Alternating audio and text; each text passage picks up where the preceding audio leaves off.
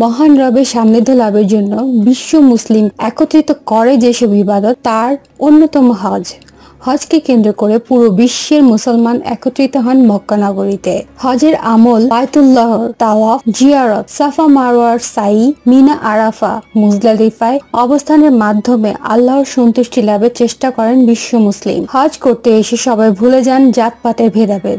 এখানে সমাজে উচ্চ, মধ্য, নিম্নবিত্তের কোনো তফাৎ নেই। সবাই এক কাতারে দাঁড়িয়ে হজের সবগুলো বিধান পালন করেন একনিষ্ঠ চিত্তে। হজে মাবরুর বা কবুল হজের বিনিময়ে আল্লাহ তাআলা বান্দাকে গুনাহ থেকে মুক্তি এবং জান্নাত লাভে সুসংবাদ দিয়েছেন।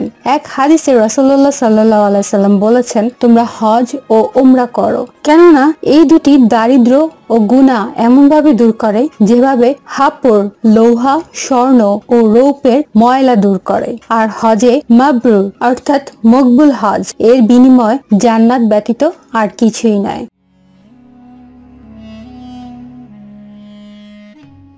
গুনাহ থেকে মুক্ত করে নিজেকে পুত পবিত্র করে এমন হজে মাবরুর বা কবুল হজ একজন মুসলিমের একান্ত কামনা বাসনার বস্তু। হজ আর্থিক ও শারীরিক ইবাদত, এই দুইয়ের সমন্বয়ে হজ পালন করতে হয়। তাই হজ কবুলের জন্য আর্থিক স্বচ্ছতা অনেক গুরুত্বপূর্ণ। কোনো ব্যক্তি অবৈধ আয় বা সুদ, ঘুষ, অন্যায়ভাবে দখল করা কোনো সম্পদে হজ করলে তা আল্লাহ তাআলার দরবারে কবুল হবে না। কারণ ইবাদত কবুলের জন্য আয় উপার্জন ও খাবার হালাল হওয়া শর্ত। হাদিস শরীফে এসেছে, আবু হুরায়রা রাদিয়াল্লাহু আনহু থেকে বর্ণিত, রাসূল সাল্লাল্লাহু আলাইহি সাল্লাম বলেন, হে লোক সকল, আল্লাহ পবিত্র, তিনি পবিত্র ছাড়া অন্য কিছুই গ্রহণ করেন না। আল্লাহ তাআলা মুমিনদেরকে সেই আদেশ করেছেন যে আদেশ করেছেন তিনি রাসূলগণকে। আল্লাহ তাআলা ইরশাদ করেন, হে রাসূলগণ, তোমরা পবিত্র বস্তু হতে আহার করো ও সৎকর্ম করো। তোমরা যা করো সে সম্বন্ধে আমি অবহিত।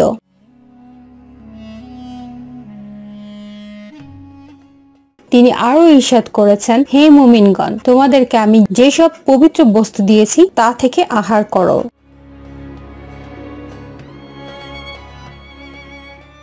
এরপর নবীজি সাল্লাল্লাহু আলাইহি ওয়াসাল্লাম এক ব্যক্তির কথা উল্লেখ করলেন। সে দীর্ঘ সফর করে, যার এলোমেলো চুল ধুলায় ধূসরিত। সে আকাশের দিকে তাকিয়ে দুহাত তুলে বলে, হে আমার প্রতিপালক, হে আমার প্রতিপালক, অথচ তার খাদ্য হারাম, পানীয় হারাম, পোশাক পরিচ্ছদ হারাম এবং তার শরীর গঠিত হয়েছে হারামে। অতএব তার দোয়া কিভাবে কবুল করা হবে? তাই হজের মতো গুরুত্বপূর্ণ ইবাদত কবুল হজের জন্য বৈধ আয়ের সম্পদ হওয়া জরুরি। কেউ অবৈধ সম্পদের মাধ্যমে হজ করলে সে হজের সওয়াব পাবে না এবং তার হজও কবুল হবে না।